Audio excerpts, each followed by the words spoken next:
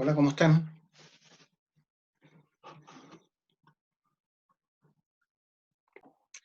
¿Y a qué se refiere, cierto, y qué nos respecta a nosotros, como mineros o metalúrgicos?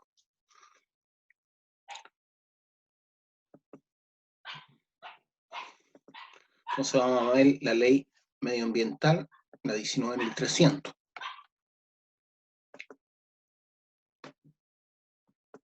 Esa es la ley medioambiental. ¿Qué es lo que dice? Esta fue promulgada el 1 de marzo de 1994. La fecha de publicación fue el 9 de marzo de 94. El organismo que la publicó fue el Ministerio Secretaría General de la Presidencia. El título de la ley es Ley sobre Bases Generales del Medio Ambiente. ¿Ya? Ley sobre Bases Generales del Medio Ambiente. La última versión fue el 26 de enero del 2010. Como es una versión de una ley ya hecha, se tiene que escribir como ley también. Ley 20.417. Ley 20.417. Pero todo el mundo la conoce como la ley 19.300.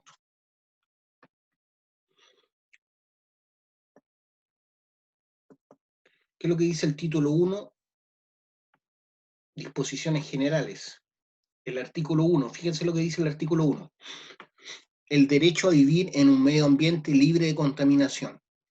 Aunque ustedes no lo crean, ese es un artículo de la Constitución del 80, ¿ya? Que todo ciudadano tiene el derecho a vivir en un medio ambiente libre de contaminación. Entonces, en base a esa fuerza de ley que tiene la Constitución, se hizo esta ley, ¿ya? Como un mandato constitucional prácticamente. Entonces, el artículo 1 dice el derecho a vivir en un ambiente libre de contaminación, la protección del medio ambiente, la preservación de la naturaleza y la conservación del patrimonio ambiental. Se regularán por las disposiciones de esta ley sin perjuicio de lo que otras normas legales establezcan sobre la materia. O sea, pueden haber otras normas adicionales, ¿cierto?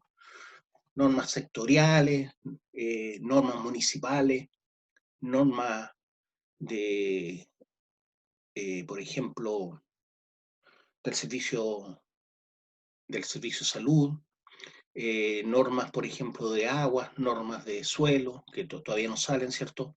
Normas de la calidad del aire, normas de la calidad de las aguas. Todas esas normas son aparte de esto, ¿ya? Artículo 2. Para todos los efectos legales se entenderá por biodiversidad o diversidad biológica, bueno, ustedes ya lo saben ya, la variabilidad de los organismos vivos que forman parte de todos los ecosistemas terrestres y acuáticos, incluye la diversidad dentro de una misma especie, entre especies, la diversidad entre especies y entre ecosistemas. Ese es lo que es como definición de biodiversidad según la ley.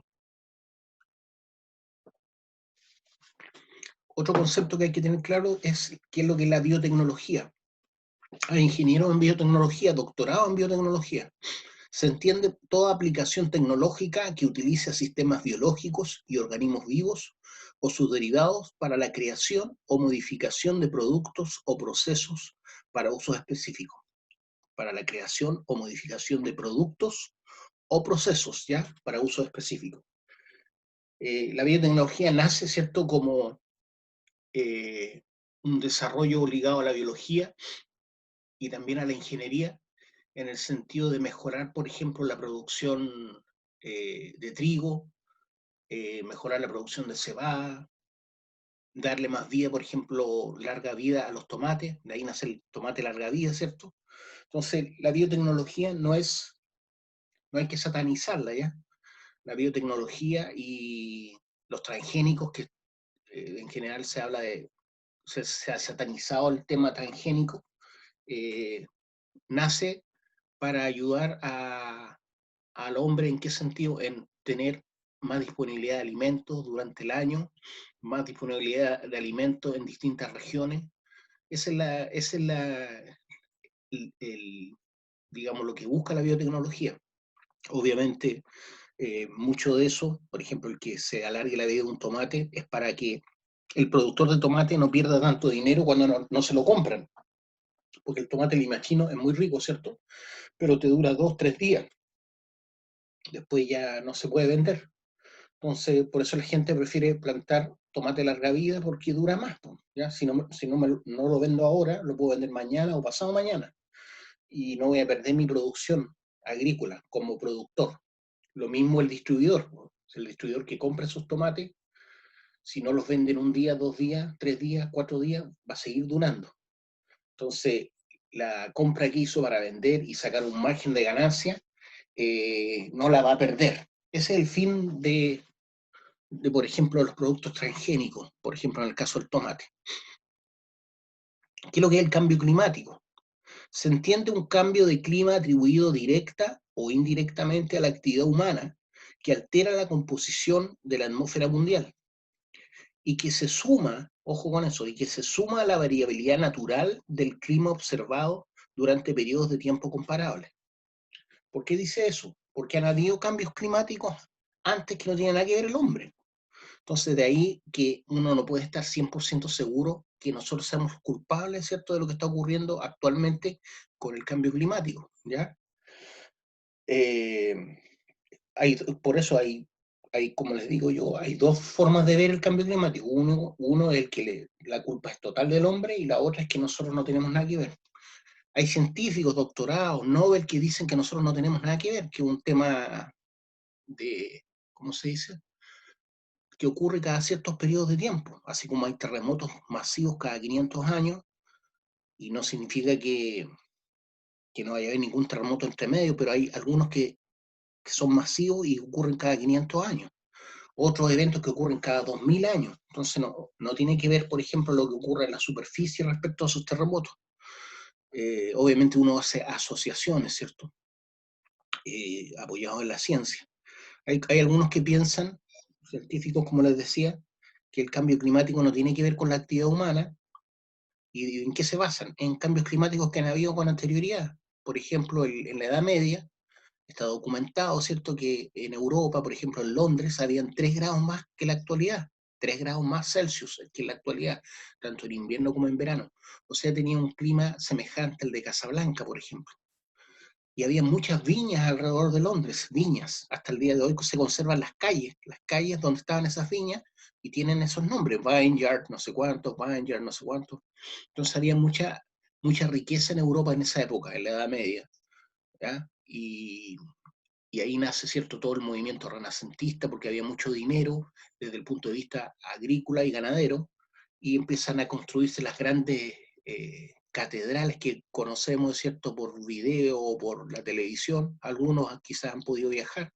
Ahí se empezaron a construir porque había mucho tiempo y mucho dinero para construir semejantes obras, que hoy día no tenemos, obviamente. Y así han habido otros, ¿ya? Como por ejemplo las edades de hielo, hace 10.000 años, hace 20.000 años, en donde el hombre no tenía nada que ver. Pero eso es lo que yo les puedo referenciar, digamos. ¿Qué es lo que es conservación del patrimonio ambiental? Es el uso y aprovechamiento racional, o la reparación, en su caso, de los componentes del medio ambiente, especialmente aquellos propios del país, que sean únicos, escasos o representativos, ¿ya?, con el objeto de asegurar su permanencia y su capacidad de regeneración. Entonces, hay lugares que son parques nacionales, ¿cierto? Reservas nacionales, como la reserva eh, de La Campana, que se pretende cuidar un área importante del bosque esclerófilo. ¿Por qué? Porque es único en una región del mundo, que es la tercera región, iba a decir. El bosque esclerófilo es de la sexta región, quinta región y región metropolitana. Desde el punto de vista geográfico, uno puede hablar que la quinta región y la región metropolitana es la misma, ¿cierto? Porque todas las regiones van de cordillera a mar. Si uno considera cordillera a mar, la región metropolitana y la quinta región vienen a ser como la misma región. Y la sexta región, ahí está un punto caliente que se llama hotspot, donde hay una biodiversidad única, que es el bosque esclerófilo. Entonces hay lugares que se guardan, ¿es cierto?, como patrimonio ambiental para resguardarlo de proyectos que puedan alterar eso, como por ejemplo el Parque Nacional Peñuela o como el Parque La Campana, ¿ya? Que buscan justamente mantener ese lugar lo más fuera, ¿cierto?, de la actividad humana. ¿Qué es lo que es la contaminación? Bueno, ustedes ya saben porque hemos hablado algo de eso. La presencia en el ambiente de sustancias, elementos, energía o combinación de ellos en concentraciones o concentraciones y permanencia, porque hay concentraciones que se mantienen por un corto tiempo, otros permanecen, concentraciones y permanencia superiores o inferiores, según corresponda, ¿cierto? Porque pueden ser concentraciones inferiores o superiores, según corresponda a las establecidas en la legislación vigente. Entonces, cuando te habla de superiores o inferiores, tiene que haber una norma, ¿cierto? Una norma que te indique qué es lo máximo permitido o lo mínimo permitido en el suelo o en las aguas o en la atmósfera. Por lo tanto, uno no puede hablar de contaminación si no hay una norma ligada al contaminante, entre comillas, ¿cierto? Contaminante. Y para que exista la norma tiene que ser medible, ¿cierto? Medible. El contaminante es todo elemento compuesto, sustancia, derivado, ruido o combinación de ellos cuya presencia en el ambiente en ciertos niveles, concentraciones o periodos de tiempo pueda constituir un riesgo para la salud de las personas, a la calidad de vida de la población, a la preservación de la naturaleza o a la conservación del patrimonio ambiental. Eso es lo que llamamos contaminante.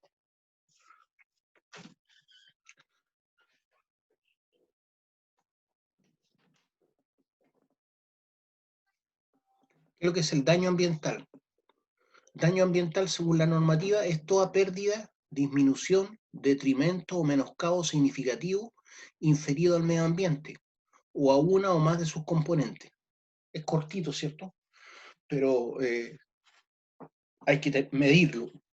Y para medirlo tengo que tener una línea de base, o sea, compararlo como era originalmente. Toda pérdida, disminución, detrimento o menoscabo significativo inferido al medio ambiente o a uno o más de sus componentes. La única palabra ahí que puede ser problema es significativo. Aquí le llamamos significativo. Letra F. Declaración de impacto ambiental.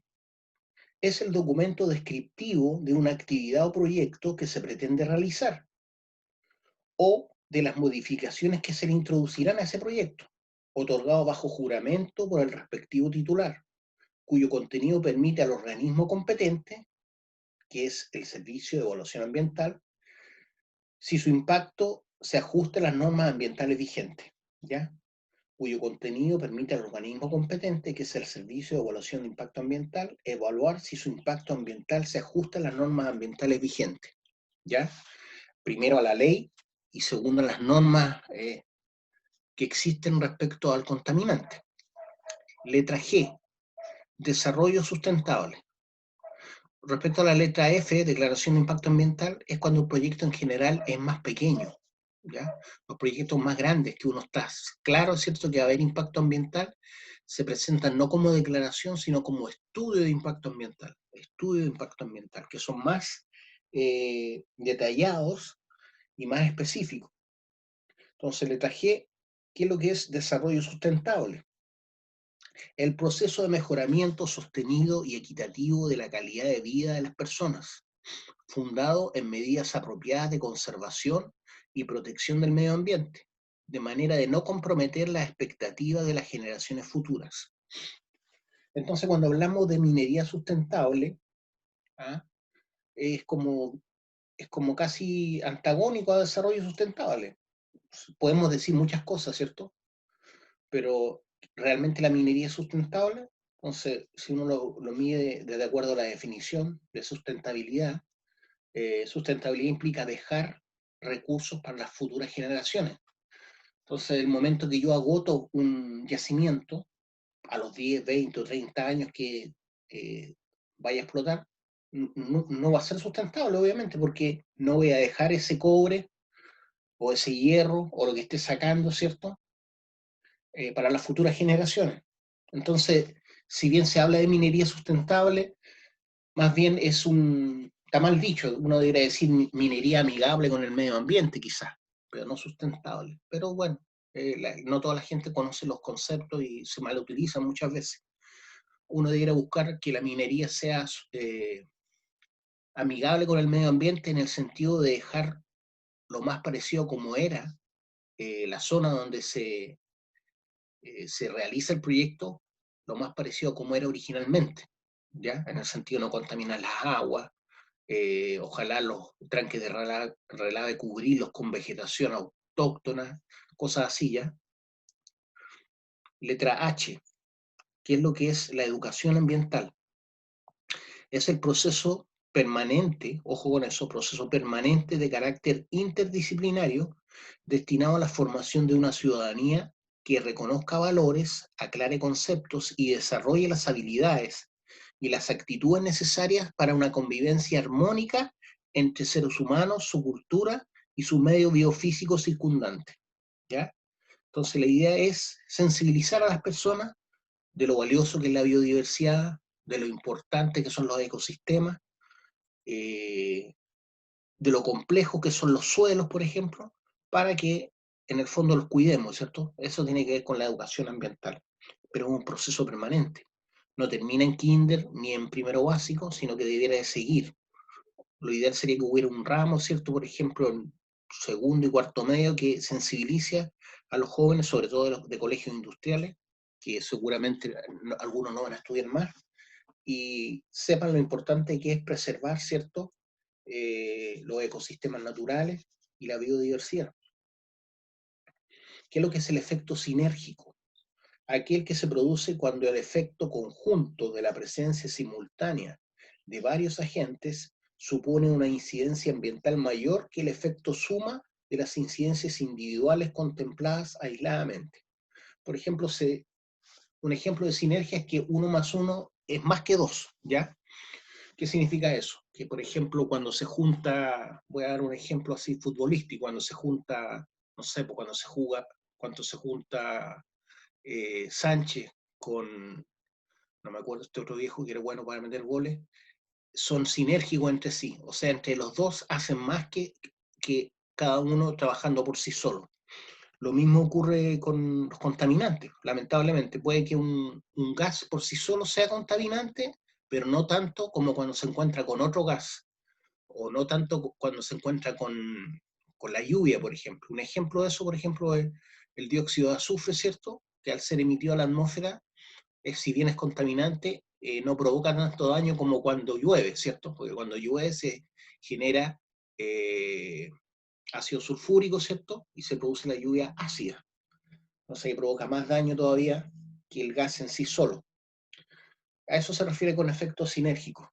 Dice, aquel que se produce cuando el efecto conjunto de la presencia simultánea de varios agentes, pueden ser dos o más, supone una incidencia ambiental mayor que el efecto suma de cada uno por separado. ¿Qué es lo que es un estudio de impacto ambiental? Ahora ustedes van a dar cuenta que es mucho más eh, exigente que la declaración de impacto ambiental. Es el documento que describe pormenorizadamente las características de un proyecto o actividad que se pretenda llevar a cabo o su modificación. Debe proporcionar antecedentes fundados ¿para qué? Para la predicción, identificación e interpretación de su impacto ambiental y describir la o las acciones que ejecutará el titular, ¿cierto?, para impedir o minimizar sus efectos significativos adversos, ¿ya? Entonces tiene varios aspectos que no tiene la declaración de impacto ambiental. Dice que es un documento, primero que nada, pormenorizado. Eso no lo tenía la declaración de impacto ambiental. Las características de un proyecto que pretende llevar a cabo o su modificación de uno anterior, ¿cierto? Dice que debe proporcionar antecedentes fundados para la predicción. Eso tampoco lo pedía la declaración de impacto ambiental. ¿Ya? Tengo que tener datos como para poder predecir, identificar e interpretar el impacto ambiental. Y además tengo que asegurar acciones futuras para impedir o minimizar los efectos adversos. Todos esos aspectos hacen que un estudio de impacto ambiental sea algo complejo de hacer, que se tenga que hacer por un grupo interdisciplinario, por un botánico, por un experto, por ejemplo, en mamíferos de la quinta región, eh, por un hidrogeólogo, por un geólogo, etcétera, por un meteorólogo, ¿ya? Por un experto en cuencas hidrográficas. Es complejo hacer un estudio de impacto ambiental. ¿Qué es lo que es la evaluación ambiental estratégica? Es el procedimiento realizado por el Ministerio Sectorial respectivo, ¿cierto?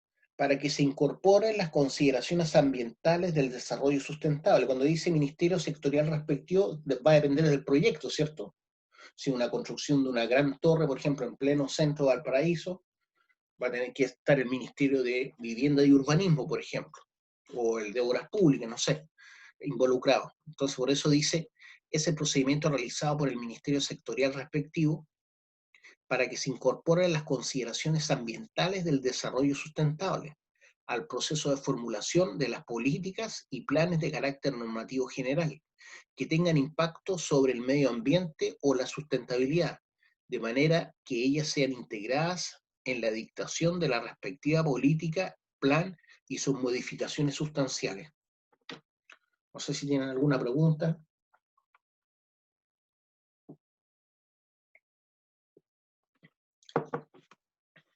Letra J, evaluación de impacto ambiental.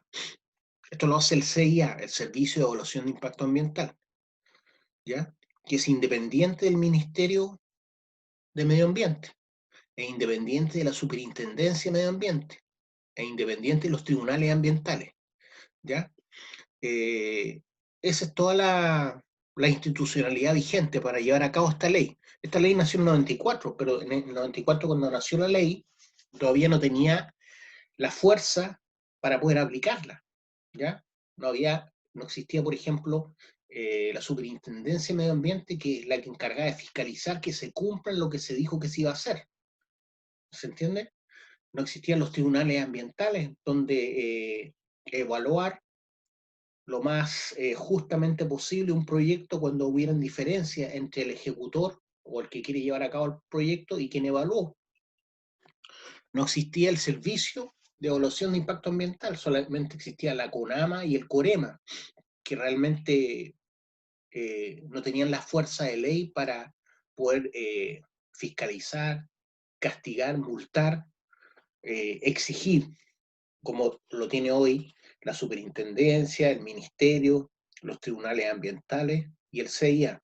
Entonces ahora recién, una vez que tenemos la ley, lo primero tiene que estar el papel, ¿cierto? Definir los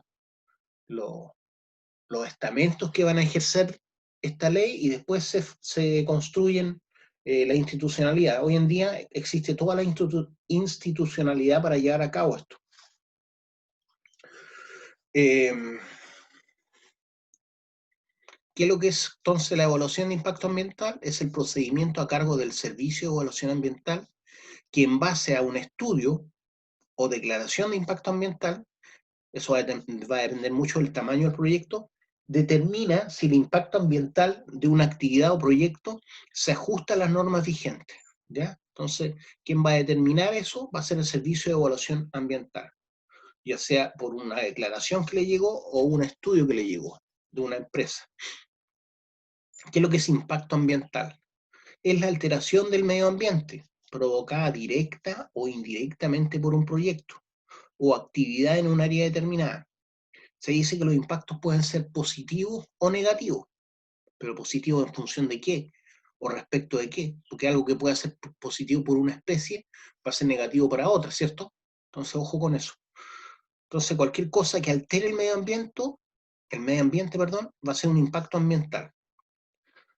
Línea de base, ¿qué es lo que es la línea de base? Lo que les decía, la importancia de la línea de base.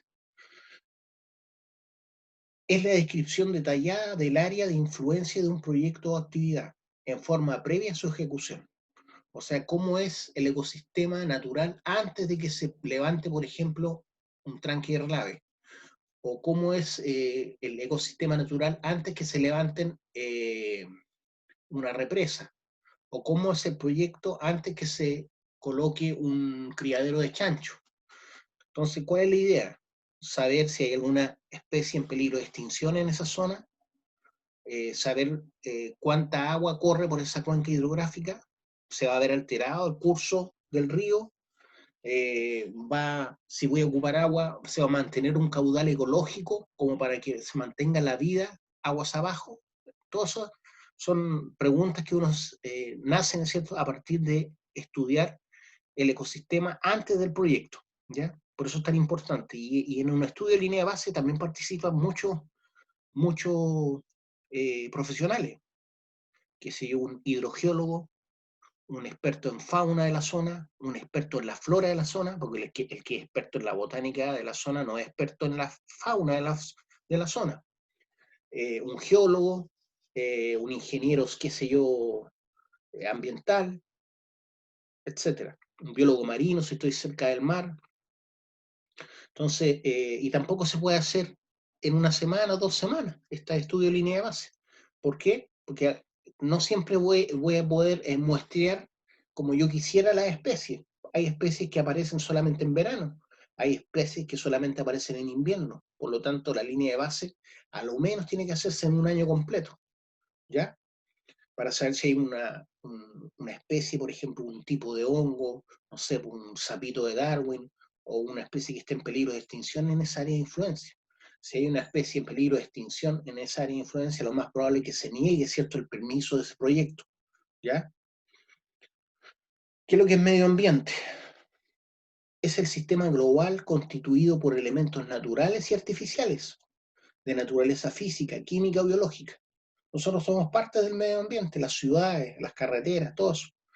El sistema global constituido por elementos naturales y artificiales de naturaleza física, química o biológica, socioculturales, y sus interacciones en permanente modificación, ya sea por la acción humana o natural, y que rige y condiciona la existencia y desarrollo de la vida en sus múltiples manifestaciones. ¿Ya? Un volcán nosotros no lo hicimos, ¿cierto? Y puede dejar la escoba y destruir un ecosistema natural. Letra M.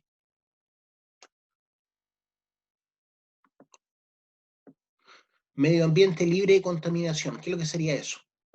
Aquel en que los contaminantes se encuentran en concentraciones y periodos inferiores a aquellos susceptibles de constituir un riesgo para la salud de las personas, la calidad de vida de la población, se refiere a las personas, a la preservación de la naturaleza o a la conservación del patrimonio ambiental. Si se dan cuenta, la definición no está refiriéndose a un lugar prístino, sin contaminante, ¿ya?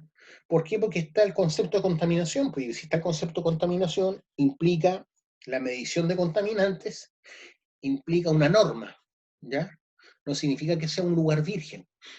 El medio ambiente libre de contaminación es el que está bajo la norma, básicamente.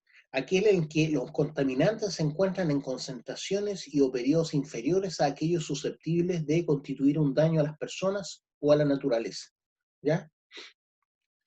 Letra M bis, mejores técnicas disponibles. En varias partes de la ley hace mención a las mejores técnicas disponibles, por eso es importante tener la definición. La fase más eficaz y avanzada de desarrollo de las actividades y de sus modalidades de explotación, que demuestra la capacidad práctica de determinadas técnicas para evitar o reducir en general las emisiones y el impacto en el medio ambiente y la salud de las personas. Entonces, cuando hablamos de lo que les leí recién, mejores técnicas disponibles, se refiere a la mejor tecnología que haya para mitigar o disminuir las emisiones o mitigar el impacto que puedo generar con mi proyecto, ¿ya? Ahí dice, con tal objeto se deberán considerar una evaluación de impacto económico y social de su implementación, los costos y los beneficios, la utilización, los la utilización o producción de ellas en el país, ¿cierto? Hay que considerar eso, si tengo que traer algo de lejos, tecnológicamente, la utilización o producción de ellas en el país y el acceso en condiciones razonables que el regulado pueda tener a las mismas, ya sea algo que es sumamente caro y solamente existe en Suecia y traerlo sería muy costoso, obviamente la empresa no se va a ver obligada a eso. va a depender del tamaño de la empresa, el tamaño del proyecto también, del bolsillo del titular. ¿Qué es lo que es una norma primaria y una norma secundaria? Bueno, esto ya lo vimos ya. La norma primaria tiene que ver con la calidad ambiental, ya sea del agua, de la atmósfera o de los suelos, que puedan influir negativamente sobre el ser humano, ¿cierto? Entonces las normas definen eso.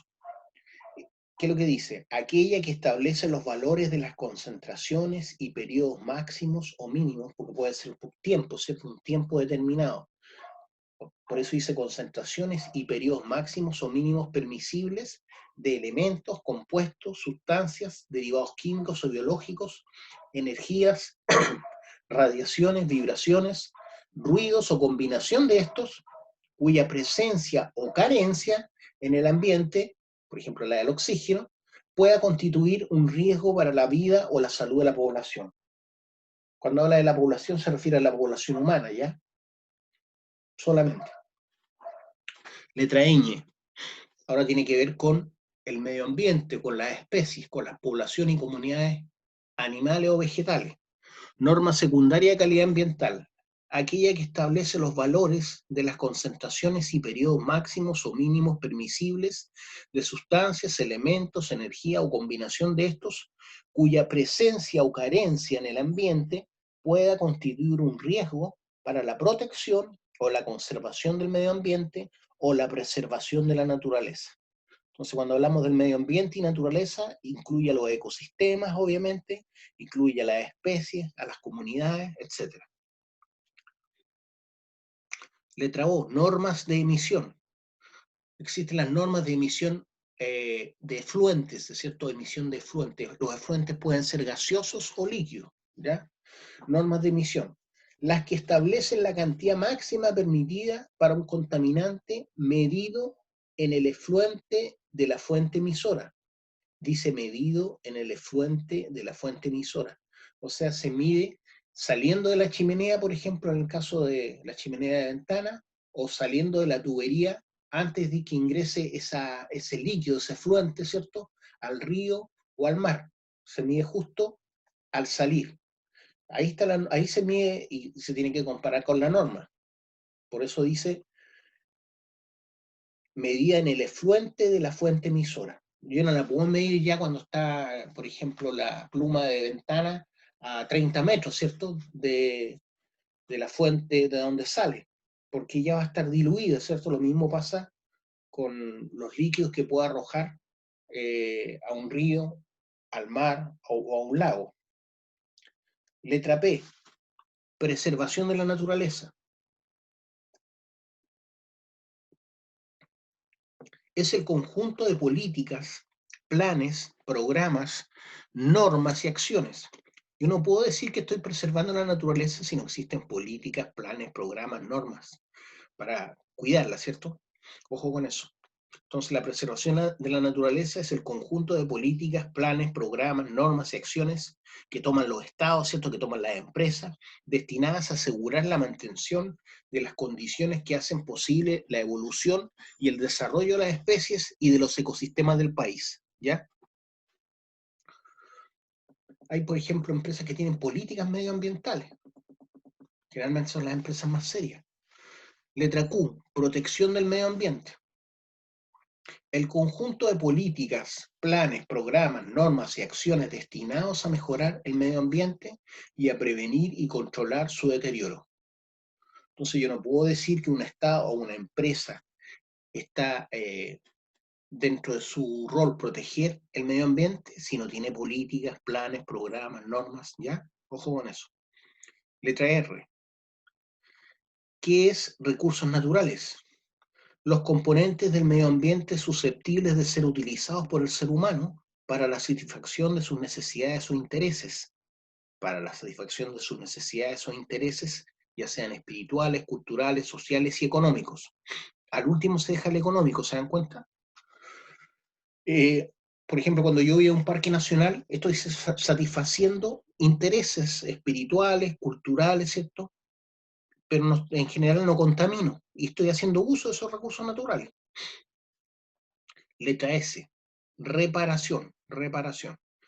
¿Qué se refiere con eso? Es la acción de reponer el medio ambiente o uno de sus componentes a una calidad similar a la que tenían con anterioridad al daño causado o, en caso de no ser posible, restablecer sus propiedades básicas. Propiedades básicas para que se siga regenerando. Ya imaginemos que por ese motivo una empresa comete el error y produce una quema indeseada y mueren, no sé, por 5.000 coigües. Lo lógico sería que los volviera a plantar. Pero si por ese motivo no se pudieran plantar esos 5.000 coigües, tienen que plantar por lo menos unos 1.000, cosa de mantener esa especie asegurada para el futuro. Es un ejemplo solamente, ya no lo toman literal. Entonces, repito, reparación. La acción de reponer el medio ambiente o uno o más de sus componentes a una calidad similar, eso es lo ideal, ¿cierto?, a la que tenían con anterioridad al daño causado, o en caso de no ser ello posible, restablecer sus propias, restablecer sus propiedades básicas, para que ojalá sigan viviendo las especies que fueron afectadas. A eso se refiere con propiedades básicas. ¿Qué es lo que es la zona latente? Aquí estamos mostrando a tierra derecha de la norma. Zona latente es aquella en que la medición de la concentración de contaminantes, ya sea en el aire, agua o suelo, se sitúa entre el 80 y el 100% del valor de la respectiva norma de calidad. ¿Qué significa eso? Que, por ejemplo, si yo estoy en una zona donde la mayor cantidad de partículas de 2,5 material particulado de 2,5 micras, lo máximo permitido son, por ejemplo, 50 partes por millón, y en el ambiente hay 45 partes por millón, significa que estoy en una zona latente. ¿Por qué? Porque estoy dentro del 80 al 100% del valor máximo permitido, ya suponiendo que el máximo permitido fueran 50 partes por millón. ¿Ya? Es un ejemplo respecto a la calidad del aire, pero eso se puede dar con el agua, por ejemplo, el pH, la salinidad, la temperatura, puede cambiar, ¿cierto?, de un curso de río o un estero, producto de algún efluente que yo estoy echando ahí. Entonces, una zona latente es una zona que está siendo de alguna forma contaminada, por decir, darle un nombre, está con polución, pero que todavía no alcanza su valor máximo permitido. Puede ser zona latente solamente respecto al aire, o puede ser respecto a los 3 puntos, ¿ya? Por ejemplo, que tengan, si tuviéramos una norma de suelo que dijera que lo máximo permitido son 100 partes por millón de cobre en el suelo, y hay 120, perdón, ahí hay 90 partes por millón de suelo, obviamente no puedo ponerme a abrir una mina cerca de esos suelos, porque lo más probable es que supere la norma, ¿ya? Eso es zona latente.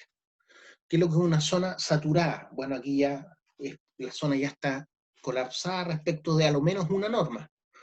Una zona saturada típica, ¿cierto?, es Puchuncaví. Zona saturada, aquella en que una o más normas de calidad ambiental se encuentran sobrepasadas. Puede ser una norma de aire, puede ser una norma de agua, o las 3 normas, agua, aire y suelo. Es una zona saturada, aquella en que una o más normas de calidad ambiental se encuentran sobrepasadas.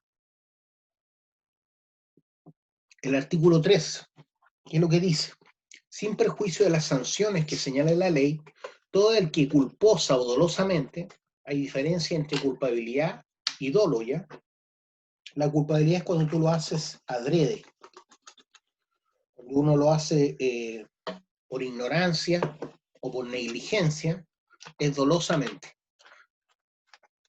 Entonces, sin perjuicio de las sanciones que señala la ley, todo el que culposa o dolosamente cause daño al medio ambiente estará obligado a repararlo materialmente a su costo, si ello fuere posible, e indemnizarlo en conformidad a la ley. Indemnizar a los que se vieron perjudicados. ¿Se entiende, cierto? Eso dice, esto está basado en un principio internacional medioambiental que dice que el que contamina paga, el que contamina tiene que pagar, ¿ya? El costo. Entonces dice que sin perjuicio de las sanciones que señala la ley, por ejemplo, del Código Penal, Todo el que culposo o dolosamente cause daño al medio ambiente estará obligado a repararlo materialmente a su costo, al costo de la empresa, ¿cierto? Si ello fuera posible, obviamente, e indemnizar a los que se vean perjudicados. Artículo 4.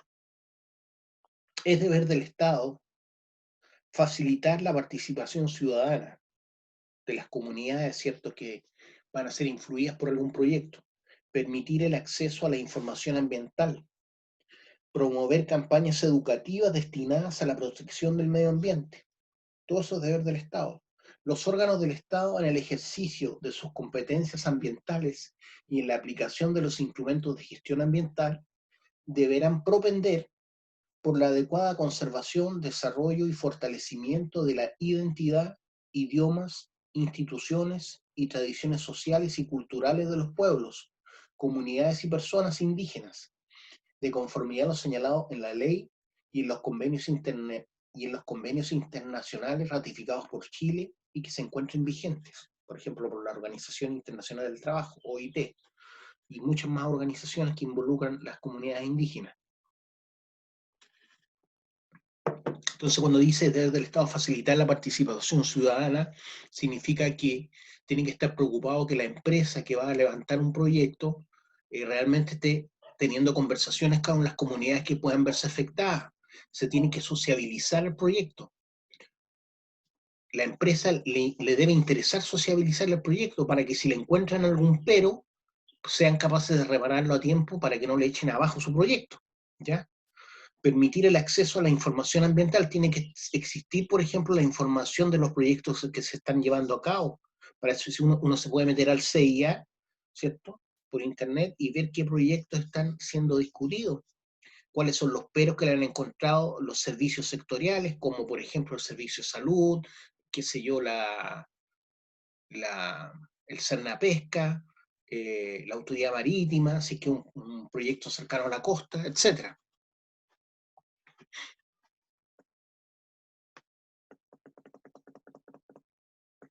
Artículo 5. Las medidas de protección ambiental que conforme a sus facultades dispongan a ejecutar las autoridades no podrán imponer diferencias arbitrarias en materia de plazos o exigencias. O sea, todo debe estar conforme a la ley. No hay compadrismo aquí, no hay preferencia, ni porque tengo un enemigo que está levantando un proyecto me voy a demorar más en evaluarlo. ¿Ya? Título 2. De los instrumentos de gestión ambiental. Párrafo 1. De la educación y de la investigación. Artículo 6.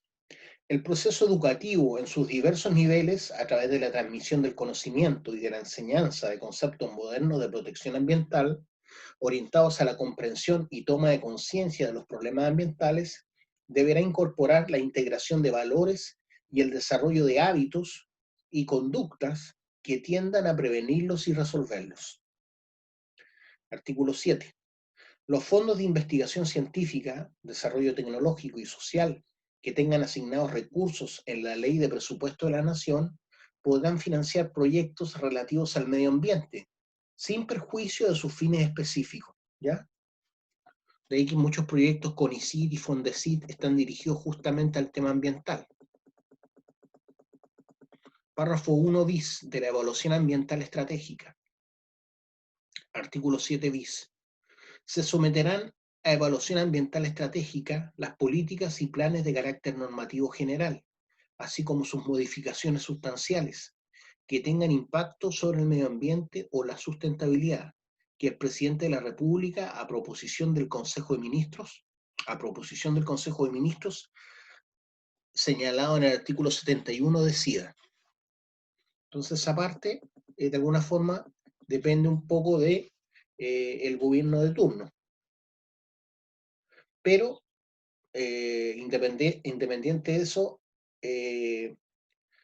ya la evaluación ambiental estratégica existe.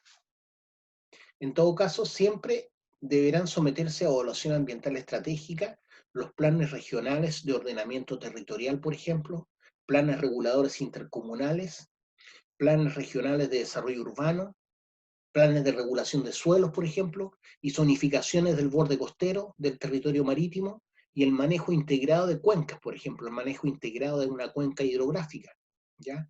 Como la cuenca hidrográfica de la Concagua, o los instrumentos de ordenamiento territorial que los reemplacen o sistematicen.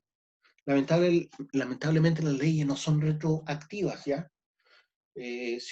Si existiera una ley, por ejemplo, de cuenca hidrográfica de la Concagua, denlo por hecho que si se hubiera planteado plantar palto hubiendo una ley de manejo ecológico de una cuenca hidrográfica, denlo por hecho que no habrían los paltos que hay en Quillota, en La Cruz, en Petorca, en La Ligua, ¿ya? Porque yo les he explicado eso, ¿cierto? Que los paltos no son árboles para una región como la nuestra, que es casi desértica, donde llueve muy poco.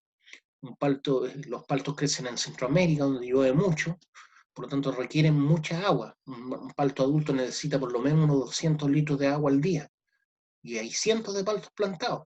Entonces, es por eso que han bajado las napas subterráneas, ¿cierto? Porque las empresas eh, tienen que hacer pozos profundos, succionan todo el agua y finalmente las personas que no son empresas y que tienen sus pozos, antes los tenían a 15, 20 metros y tenían agua, ahora no la tienen. Y agua abajo, ¿qué decir, cierto?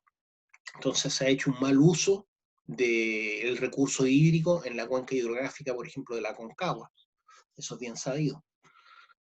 No estoy diciendo nada nuevo yo. Es decir, si por mí estuviera en las manos eso, obviamente mandaría a cortar todos los paltos. Lamentablemente hay que terminar con ellos y plantar la flora nativa, ¿cierto? La flora nativa casi no requiere agua prácticamente y mantiene los suelos libres de erosión, y eso permite también recuperar el agua, porque estas plantas, ¿cierto?, naturales evotranspiran esa agua, y eso permite que no haya un agotamiento, ¿cierto?, de las reservas de agua. ¿Qué más iba a decir? Ya, entonces voy a leer la última parte, dice: en todo caso siempre deberán someterse a una evaluación ambiental estratégica. Los planes regionales de ordenamiento territorial, planes reguladores intercomunales, planes reguladores comunales y planes seccionales, planes regionales de desarrollo urbano y zonificaciones del borde costero, del territorio marítimo y el manejo integrado de cuencas, o los instrumentos de ordenamiento territorial que los reemplacen o sistematicen. En esta situación, el procedimiento y aprobación del instrumento estará a cargo del Ministerio de Vivienda y Urbanismo, el gobierno regional o el municipio o cualquier otro organismo a la administración del Estado respectivamente. La elaboración de las políticas y planes deberá contemplar las etapas de diseño y aprobación. En la etapa de diseño, el organismo que dictará la política o plan deberá considerar los objetivos y efectos ambientales del instrumento, así como los criterios de desarrollo sustentable de los mismos. Durante esta etapa se deberá integrar a otros órganos de la administración del Estado vinculados a las materias objeto de la política, ¿ya?, o plan, así como otros instrumentos relacionados con ellos, a fin de garantizar la actuación coordinada de las entidades públicas involucradas en los proyectos afectados por la política o plan. En el caso señalado, en el inciso segundo, se deberán siempre considerar los instrumentos relacionados con la capacidad vial elaborados por la autoridad competente. En la etapa de aprobación se deberá elaborar un anteproyecto de política o plan que contendrá un informe ambiental que será remitido al Ministerio de Medio Ambiente para sus observaciones, para luego ser sometido a consulta pública por parte del organismo responsable.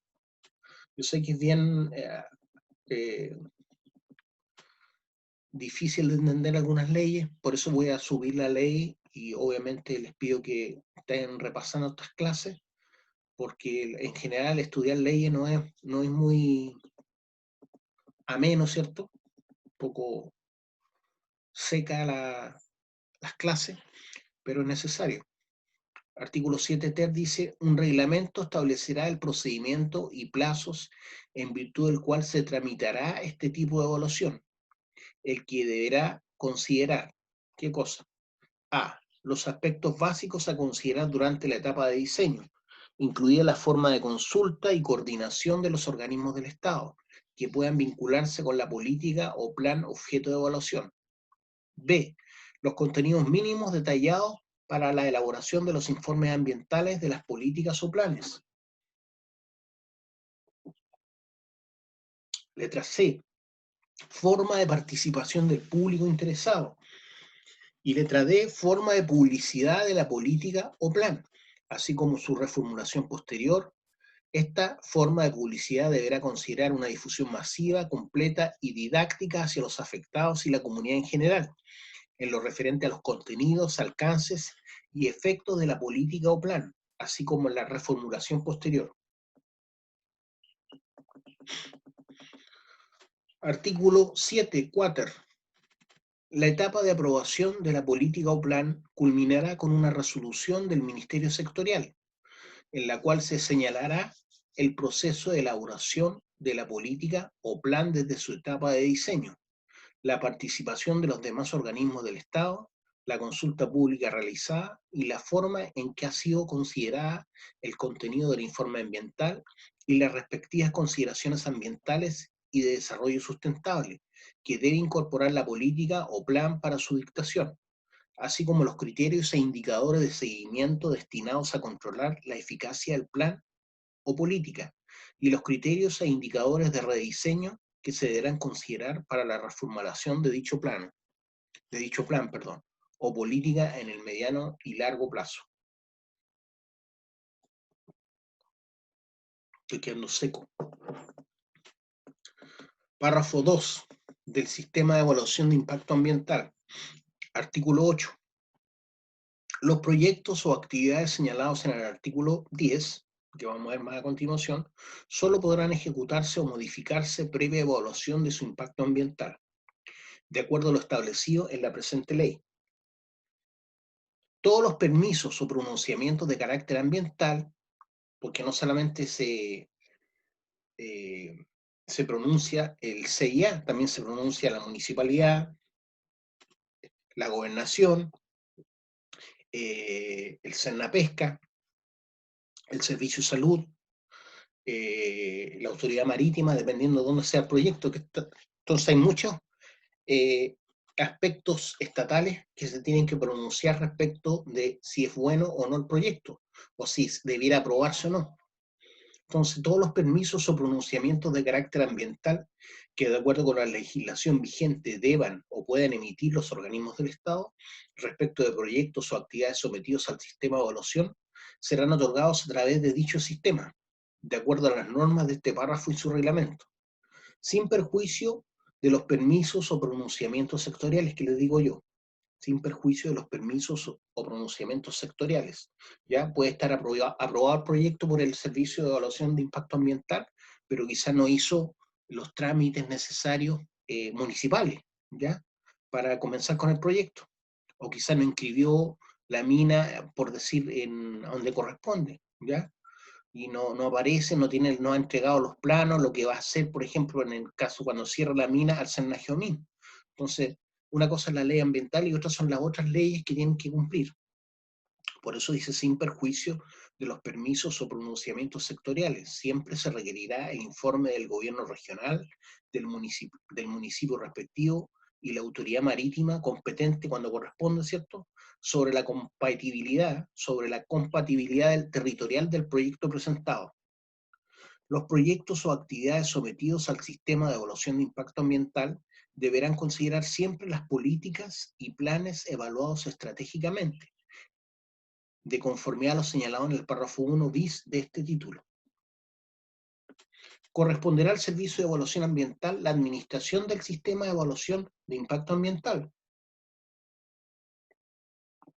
así como la coordinación de los organismos del Estado involucrados en el mismo, para los efectos de obtener los permisos o pronunciamientos a que se refiere el inciso anterior. Artículo 9. El titular de todo proyecto o actividad comprendido en el artículo 10, que todavía no leemos, deberá presentar una declaración de impacto ambiental o elaborar un estudio de impacto ambiental según corresponda. Generalmente cuando el proyecto es pequeño, se habla de declaración de impacto ambiental. Cuando el proyecto es más grande y de seguro hay impacto, se hace un estudio de impacto ambiental. aquellos no comprendidos en dicho artículo podrán acogerse voluntariamente al sistema previsto en este párrafo. ¿Ya? Las declaraciones de impacto ambiental o los estudios de impacto ambiental se presentarán para obtener las autorizaciones correspondientes ante la comisión establecida en el artículo 86 o comisión de evaluación en que se realizarán las obras materiales que contemple el proyecto o actividad, con anterioridad a su ejecución. En los casos en que la actividad o proyecto pueda causar impactos ambientales en zonas situadas en distintas regiones, las declaraciones o los estudios de impacto ambiental deberán presentarse ante el director ejecutivo del Servicio de Evaluación Ambiental. En caso de dudas, corresponderá al director del Servicio de Evaluación Ambiental determinar si el proyecto o actividad afecta zonas situadas en distintas regiones, de oficio o a petición de una o más comisiones de evaluación o del titular del proyecto o actividad. El proceso de revisión de las declaraciones de impacto ambiental y de calificación de los estudios de impacto ambiental considerará la opinión fundada de los organismos con competencia ambiental en las materias relativas al respectivo proyecto o actividad, para lo cual la comisión de evaluación o el director ejecutivo del servicio, en su caso, requerirá los informes correspondientes. Los pronunciamientos de los órganos de la Administración del Estado con competencia ambiental deberán ser fundados y formulados dentro de las esferas de sus respectivas competencias. Artículo 9 bis. La comisión a la cual se refiere el artículo 86 o el director ejecutivo, en su caso, deberán aprobar o rechazar un proyecto o actividad sometido al sistema de evaluación de impacto ambiental, solo en virtud del informe consolidado de evaluación en lo que dice relación con los aspectos normados en la legislación ambiental vigente. En todo caso, dicho informe deberá contener los pronunciamientos ambientales fundados de los organismos con competencia que participaron en la evaluación técnica de las observaciones planteadas por la comunidad y los interesados cuando corresponda, así como la recomendación de aprobación o rechazo del proyecto. El incumplimiento a lo señalado en el inciso anterior se considerará vicio esencial del procedimiento de calificación ambiental. ¿Ya? O sea, obviamente no va a ser aprobado. Artículo 9 ter. Los proponentes de los proyectos o actividades en sus estudios o declaraciones de impacto ambiental deberán describir la forma en que tales proyectos o actividades se relacionan con las políticas, planes o programas de desarrollo regional, así como con los planes de desarrollo comunal. Tiene que haber una relación, se supone. La comisión señalada en el artículo 86 deberá siempre solicitar pronunciamiento al gobierno regional respectivo, así como las municipalidades del área de influencia del proyecto, con el objeto de que estos señalen si el proyecto o actividad se relaciona con las políticas, planes y programas del desarrollo regional y con los planes de desarrollo comunal respectivamente. Voy a dar un ejemplo. Por ejemplo, si en Olmué, que una ciudad que es visitada turísticamente, alguien quiere levantar una, no sé, una super antena de celular de, no sé, por 150 metros, o quiere levantar una termoeléctrica ahí en Olmué, obviamente no va a estar de acuerdo con la política, ¿cierto? Y con los planes y programas de desarrollo turístico. Entonces, lo más probable es que sea rechazado, ¿cierto? Por la municipalidad por lo menos. Artículo 10. Los proyectos o actividades susceptibles a causar impacto ambiental en cualquiera de sus fases que deberán someterse al sistema de evaluación de impacto ambiental son los siguientes. Aquí dice cuáles son los tipos de proyectos que van a ser, que se tienen que someter al sistema de evaluación de impacto ambiental, ¿ya? Eso puede ser ya sea por declaración de impacto ambiental o por estudio de impacto ambiental, ¿ya? Entonces, repito, los proyectos o actividades susceptibles de causar impacto ambiental en cualquiera de sus fases que deberán someterse al sistema de evaluación de impacto ambiental son los siguientes. Letra A, acueductos, embalses o tranques, sifones que deban someterse a la autorización establecida en el artículo 294 del Código de Aguas, presas, drenaje, desecación, dragado, defensa o alteración de algún curso de agua, ¿ya? Dice defensa o alteración significativo de cuerpos o cursos de aguas naturales. Todos esos tienen que pasar por el CIA. Letra B, líneas de transmisión eléctrica de alto voltaje y sus subestaciones. Obviamente las líneas de transmisión eléctrica necesitan subestaciones eléctricas para bajar el voltaje y que puedan ser usados por las empresas o por los domicilios. Letra C, centrales generadoras de energía mayores a 3 megawatts. Ojo ahí, ¿qué pasa con las empresas? A veces para saltarse, para bypasearse esto, hacen una generadora de energía menor a 3 megawatts, pues, o sea, de 2,8, 2,5 megawatts. Y con eso se bypasean esta ley. ¿Se dan cuenta? Y así con muchos aspectos. Letra D, reactores y establecimientos nucleares e instalaciones relacionadas. Letra E, aquí no se está hablando del tamaño, ¿se dan cuenta? Están hablando de los tipos de proyectos. Dice aeropuertos, terminales de buses. Un terminal de bus puede tener 15 estacionamientos o puede tener 200 estacionamientos, no va a ser el mismo impacto, ¿cierto? Entonces aquí se está hablando solamente del tipo de proyecto, no de la cantidad, no se está hablando cuantitativamente. Letra E, entonces, aeropuertos, terminales de buses, camiones y ferrocarriles, vías férreas, estaciones de servicio, autopistas y los caminos públicos que puedan afectar áreas protegidas. El pero es ese, ¿cierto? Estaciones de servicio se refiere a las bombas de benzina, como le llamamos nosotros, autopistas y los caminos públicos que puedan afectar áreas protegidas. F, puertos, vías de navegación, astilleros y terminales marítimos. Tampoco está hablando de cantidad.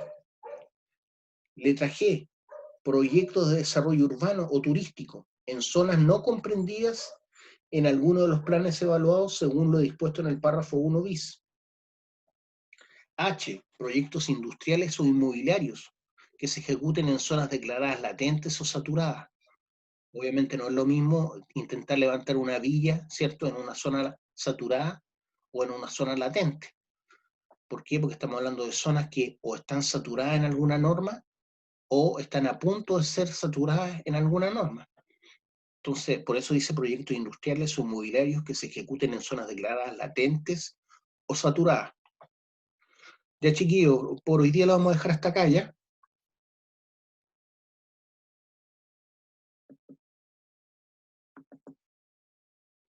Nos estamos viendo. ¿Alguna duda, alguna pregunta? ¿Dudas, preguntas?